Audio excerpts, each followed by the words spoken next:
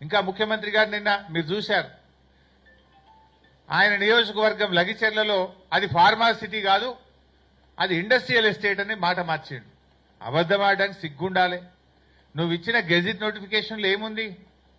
July 2024 19 July 2024 నాడు లగిచెర్ల ప్రాంతంలో pharma city ఏర్పాటు చేస్తూ నీ ప్రభుత్వం గెజిట్ ఇచ్చింది.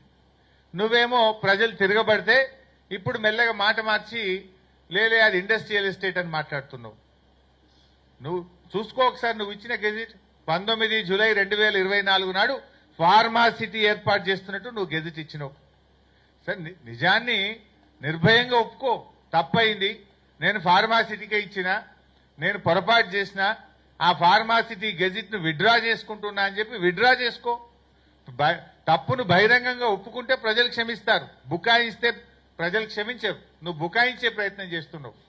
19th జూలై 2024 నాడు ఫార్మా సిటీ ఏర్పాటు చేస్తూ నువ్వు గెజిట్ నోటిఫికేషన్ ఇచ్చినావు. దాన్ని రద్దు చేయి, ఫస్ట్ దాన్ని విత్డ్రా చేసుకో. అది ఇండస్ట్రియల్ ఎస్టేట్ గా మళ్ళీ కొత్త గెజిట్ నోటిఫికేషన్ ఇస్తేనే అది ప్రజలు నమ్మేటువంటి అవకాశం ఉంటుంది. అయినా అక్కడ ప్రజలు ఏమంటున్నారు? అసలు నీ నియోజకవర్గంలో నిన్ను ఓటేసి గెలిపించిన ప్రజలతో మాట్లాడడానికి నీకు ఎందుకు అంత భయం? వెళ్ళు, ఆ గ్రామానికి వెళ్ళు, ఆ ప్రజలతో కూర్చో, ఆ ప్రజలతో కూర్చొని మాట్లాడు.